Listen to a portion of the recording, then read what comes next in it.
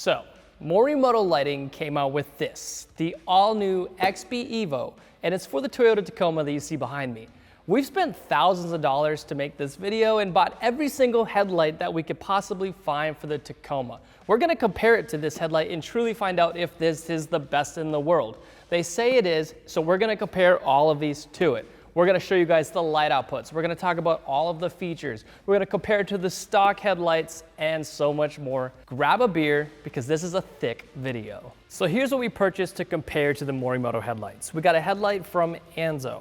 We got a headlight from Form, which a lot of you in the comments said we need to compare. We have two headlights from Alpharex, the Alpharex Nova and the Alpharex Luxx. We've got the original Morimoto headlight, the XB LED Generation 2, and we've got a headlight from Attica. We've also got a headlight from AlphaOwls. And of course, we cannot forget testing these headlights compared to what your vehicle already comes with, the stock halogen or the LED version headlight.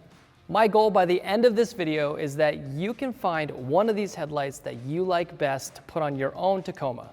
Morimoto didn't just come out with one headlight, but two headlights. So you got the XB Evo, which has every single feature and more you can think of, and the XB Evo Hybrid, which is a little bit dumbed down, but the projectors are the same. So you're still gonna get that beautiful, crispy light output from the all-new projectors Morimoto had created. There is bi-LED projectors in both of these. The big difference between these two with the projectors is that the XB Evo actually has this all-new D optic projector, so it's actually intense. Another thing to note on the projectors, this might actually help you decide between this one or this one. On the internals here, you're gonna notice this titanium look on the XB Evo, where it's all blacked out on the XB Hybrid. Something to note, some people really like the look of these headlights when they're off, and that is a make it or break it for them when putting it on their Tacoma. Now, there is also that beautiful startup sequence, but only on the XB Evo headlight. If you get the XB Hybrid, you will not get that startup sequence. Does the startup sequence do anything for performance? Well, no, but it looks dang cool when you're out in the woods with your buddies. Even the daytime running lights are a little bit different. On the XB Evo version, you are able to choose if you want the white version or an amber version. There's 4 different keys you can choose from on the back side of this headlight. You can unplug it and plug in whatever one you want.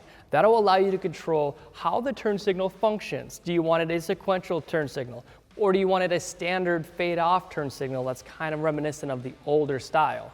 Those keys also dictate what color the daytime running light is, either white or amber. Now you don't have the ability to swap those keys on the back side of the XB Evo Hybrid. It's just white with that standard blink.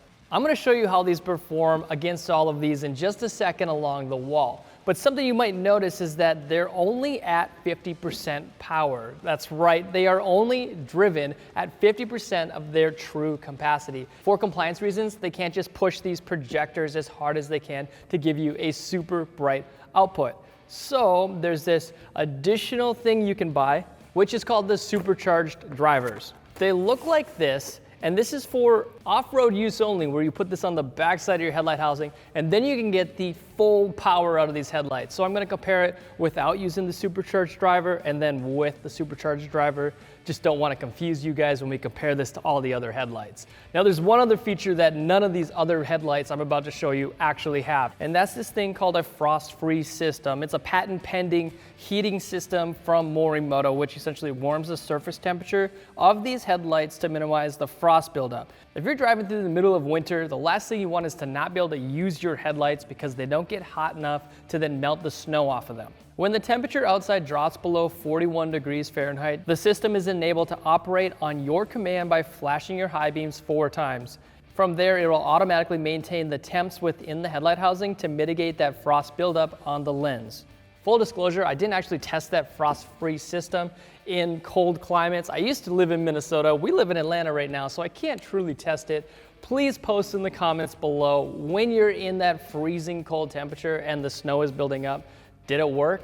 Please let us know. So I'm gonna compare these now and show you guys all the other features of all the other headlights so that you can really truly make the decision. Again, I'm gonna show you guys the light output in just a second, but a lot of people buy these headlights simply for an aesthetic upgrade. Please do your due diligence. If you like one of these other headlights, please confirm the fitment, because there are 3 different types of the Tacoma here. There was a halogen with an LED DRL, and then there was a full LED version.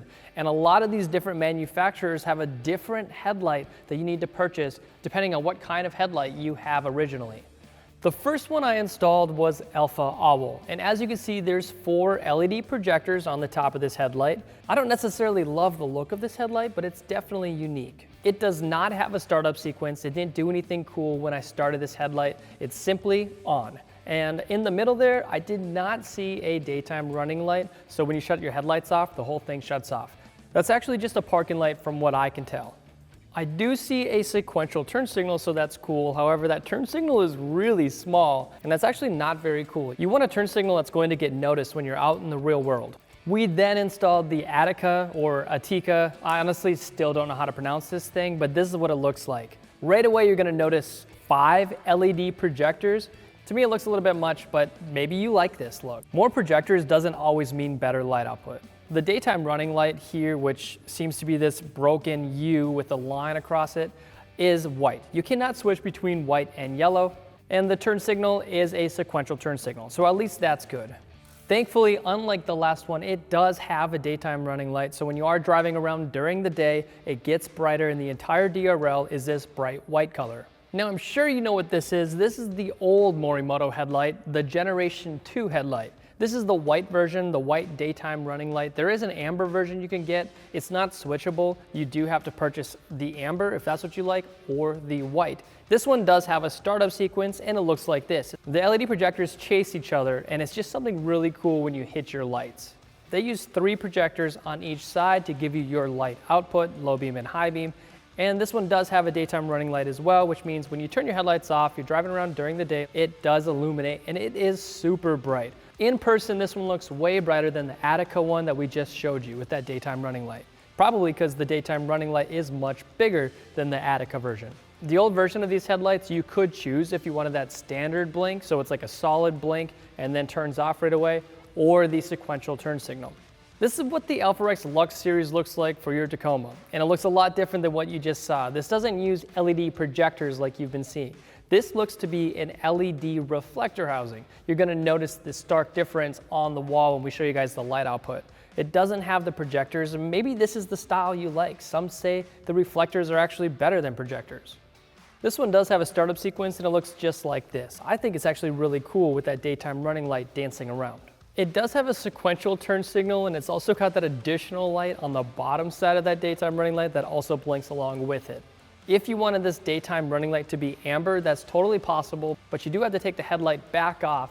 So be sure that when you install this on your vehicle, to have it set up in the right setting that you like for your vehicle. Last thing you want to do is put it all back together and then have one white and one amber. The Alpharex Nova series headlight does have that similar startup with that daytime running light dancing around, but you're going to notice that there's actually LED projectors in this. It's not the LED reflectors. I see 4 LED projectors in this case. Again, it does have a daytime running light like their other Alpharex, and you can change the color of the daytime running light, either white or amber. The turn signal is a sequential turn signal, and it looks like this. It's pretty cool. Now I've installed the form headlight, and it looks like this. Funny story, this is actually made by Dial Dynamics, so we had to include it in here because we love comparing products from Morimoto to Dial Dynamics. It tickles everybody's feathers. It does have a startup sequence that looks just like this. This one also utilizes 3 LED projectors. It's honestly a really similar looking setup to the Generation 2 Morimoto XB headlight, but I'll let you be the judge. You can't switch the color of the daytime running light. There is a separate SKU, so if you want the white, get the white SKU. If you want the amber version, make sure you buy the amber version of the headlights. Don't want you to be disappointed if this is the headlight that's right for you. When you hit the turn signal, you do get a sequential turn signal, and it looks like this. We then yanked this truck apart and installed the Anzo headlight, and it looks like this. Very similar to the last headlight you just saw. There's 3 LED projectors, and you got that C-shaped daytime running light. There is no startup sequence here on the Anzo headlight, and the daytime running light is only white. You cannot get this daytime running light in an amber color, which a lot of Tacoma owners actually love. You've seen a lot of sequential turn signals here, and that just seems to be the popular choice from all these manufacturers. But here is just a standard blink turn signal, and they're not using the daytime running light to make this turn signal blink. It's just down on the bottom corner here, as you see. It's not a very big turn signal, and honestly, in person, it wasn't that bright. I'm not gonna make the decision for you as to which one of those has the greatest features, because everybody's opinion is a little bit different. I just wanted to point out that I did not see any topo in your DRL like the Morimoto XB Evo does. I really think this might be a standard in the industry in the near future. Morimoto definitely got the jump on that. Another thing we did notice is that the consistency of the daytime running light, if you were over here, looking at the front of your Tacoma, on some of those daytime running lights, it was pretty inconsistent or splotchy, and you would see all the individual LEDs. Well, the fluting on this XB Evo is really good, and they really refined this DRL with some TIR optics, which means no matter where you stand in front of your vehicle, you're gonna actually see it, and it's gonna look super bright. Now, let's go over here and show you guys the light outputs. What truly separates a good headlight from a great output is how they look when you're actually driving down the street. Now we're going to test the brightness of every one of these headlights in a different way. You've probably seen it in the new XB Evo 4Runner video that we released. This is very, very similar. We use 8 points on the wall. We don't just use one. We don't just use a digital lux meter, measure the lux, and compare it to the stock halogen or stock LED headlights. This is completely different. We're taking into account 8 different points on this headlight housing. We then will measure the candela of each one of those points and then put it into this complicated equation to spit out a number between 1 and 10. This is the industry-leading way to find out how good or how bad a headlight truly performs. If you're a lighting nerd and you really want to know how we got these numbers, just go to the description below and you'll see the link to the Multipoint page. There's a lot of math involved. Thank God I didn't actually record these numbers. It was done by Morimoto's lead optical engineer, Yoshi Ashida. So you can rest assured that these are accurate. Starting with your stock OEM halogen light, this is what it looks like. This is the light output from just one headlight, and that's how we did the testing here today. I'm not gonna say this is a bad headlight housing by any means, because the light output is super wide. If you look down at the ground, you're gonna notice that the light is hitting the foreground a little bit higher than it should. It's actually slightly above the allowed range. After recording the candela of all zones, here's what we got. On low beam, it scored a distance score of 1. That is not very good at all.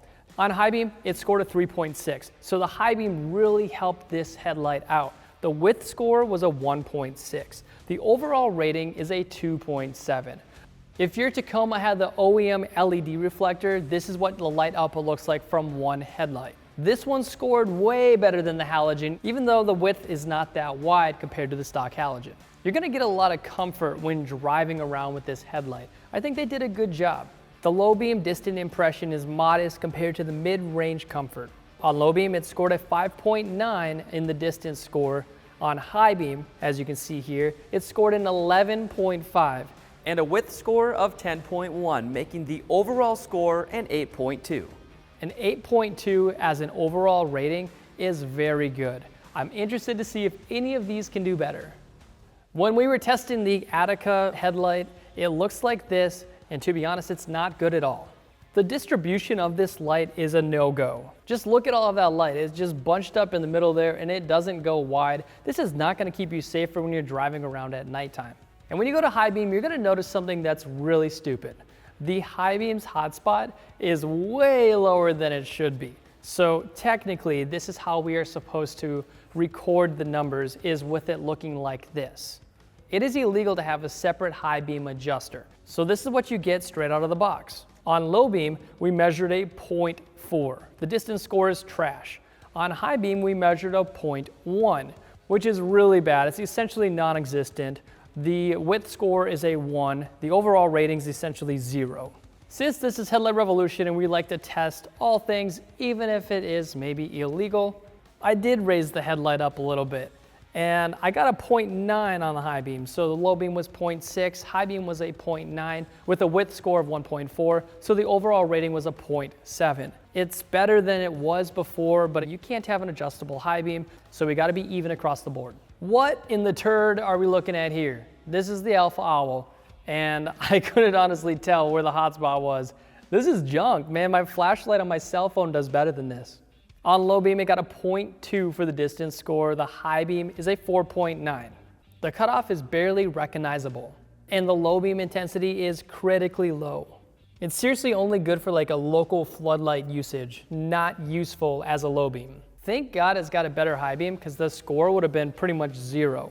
The width score is a 1.9 and the overall rated score is a 0.9. Again, I truly hope you guys go to the description below this video to see exactly how these numbers were obtained. It's pretty impressive. Now, when I first powered Anzo up, it looked like this, and I thought, oh geez, at least it's better than the last headlight we just saw. But then when you really dive into it, what in the foreground do we got going on? There's an extremely narrow and weak low beam, and it's paired with that massive, useless foreground spread. That's gonna blind you when you're driving. That's not gonna help you at all. The craziest thing about the high beam is that, again, that high beam has a separate adjuster, which means that this should technically just be an off-road headlight housing. This headlight does not have the FMVMSS defined allowable functional high beam. Recording the numbers here, on low beam I got a 0.2, on high beam I got a 0.1 for the distance zone score with a width score of 0.3. When you enter that calculation in, the overall rating again is essentially 0. I did do the illegal favor and raise that high beam up, and low beam was a 0.4, high beam was a 1.4, the width score was a 0.5, making the overall rating a 1.3. So much better than it was before, but still not very good. Now I've got the Alpharex Luxx series headlight shining against the wall. It looks on the right side like they just forgot to finish off the beam pattern. I don't know what that is, but that's how it was. There's nothing in front of this headlight making this weird spot of darkness. But don't pay attention to that. Pay attention to that terrible cutoff gradient definition. This low beam is essentially useless. It's seriously more like a fog light output than a low beam. On the other hand though, when you switch to high beam, it performed pretty strong. It's got a skinny beam contributing to a better distance visibility of high performance, but the coverage on the ground is weak for taller vehicles. With such a terrible low beam, it's got a distance zone score of 0.3. The high beam is 11.6 though. Like I said, it's actually very good. It's got a width score of 9.5. As you can see, that's very good. The width is exactly what you want, but the overall rating is a 1.4. Unfortunately, that's because the low beam is bringing this down. This is what the Alpharex Nova series headlight looks like. Yes, I do see a lot more blue hues in here than the other headlight that they had. Honestly, at the top, it was super blue. Our low beam score was a 1.6, a high beam score was a 1.5, our width score was a 1.2 with an overall rating of 1.4. This headlight produces a lot of foreground light output, which really takes away from the overall rating. It's also got that unregulated color control. The harsh blue chromatic aberration along the cutoff line is pretty rough. Here's the form lighting headlight, and thankfully, it's a more refined beam pattern. It's much more easy on the eyes. The down the road visibility is a little bit compromised with the excessive foreground illumination, but there is a heavy mid-range road center coverage.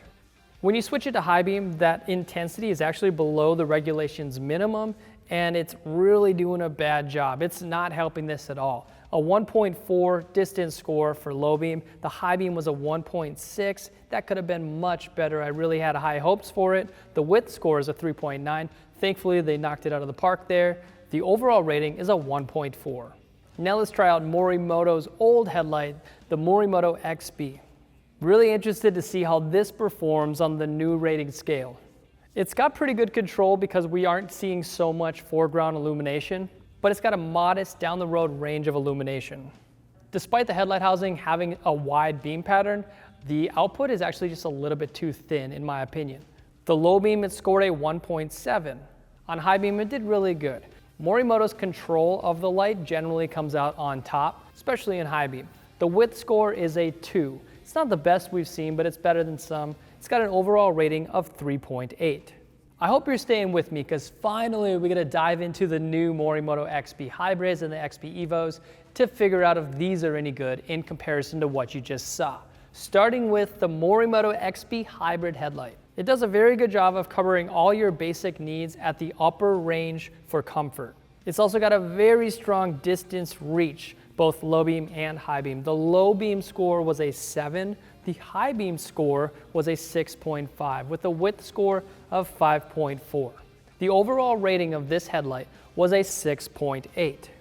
Now, like I said, they aren't driving these projectors as hard as they could. If you opt for the additional supercharged driver and you install this on the back side of the headlight, I don't know who wouldn't do that. With the driver on low beam, I got a distance zone score of 8.5, a high beam of 8.4, the width score was a 6.3, and the overall rating now is an 8.5. I don't think anybody would want to buy this headlight without this supercharged driver because it does a really good job. And lastly, the moment everybody's waited for, how does the XB Evo perform? Without the supercharged driver, we get a distance zone score on low beam of 7.0 and an intense high beam because of that D projector at a 9.1. The width score is a 5.7 with an overall rating of 8.0. It's got a slightly modest width, but the low beam and the high beam make up for that. All the parameters of this headlight's output sit strongly above average, and it's a very well-balanced high-performance headlight on low beam and high beam. If you want to go all out, the Morimoto XB Evo with the supercharged driver looks like this. You got a low beam score of 9.2, a high beam score of 11.7, and a width score of 7.7. The overall rating of this headlight is a 9.6. Remember, with the supercharged driver mounted, it is brighter than the regulations allowable intensity. It is important to note that this is for off-road purposes only.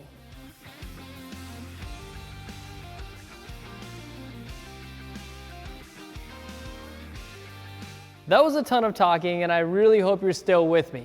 Comparing all of these headlights is not always an easy task. What about price? That could be a major player into your decision when buying your headlight for your Tacoma. As far as price goes, at the time of this video, the Anzo headlight was $449.50.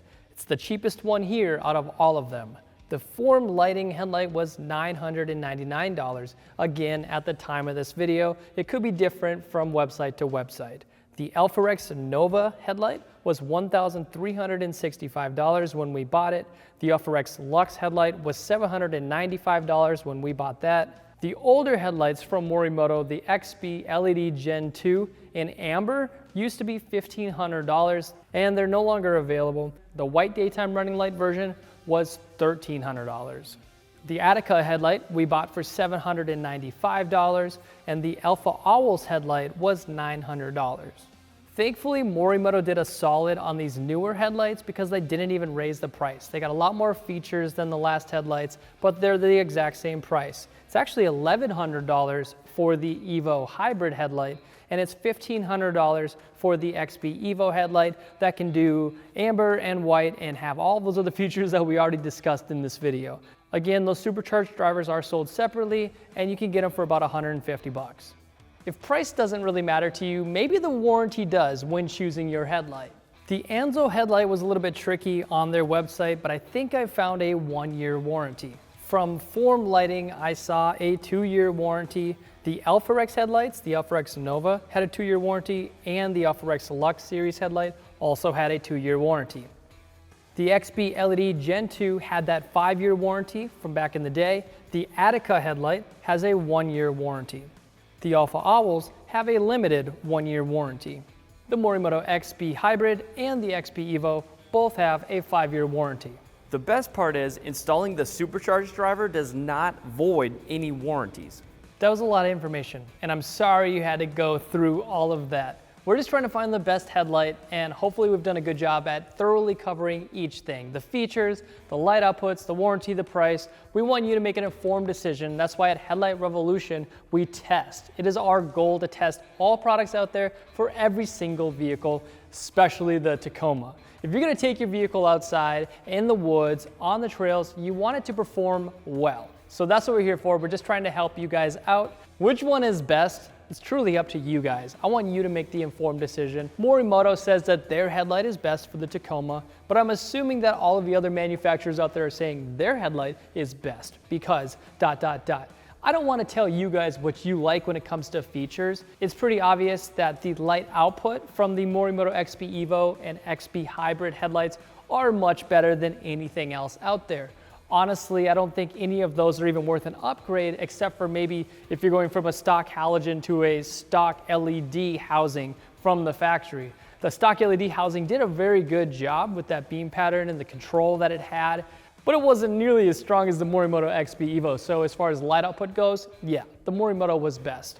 And Morimoto also offers that 5-year warranty, so when it comes to warranty, that is also the best.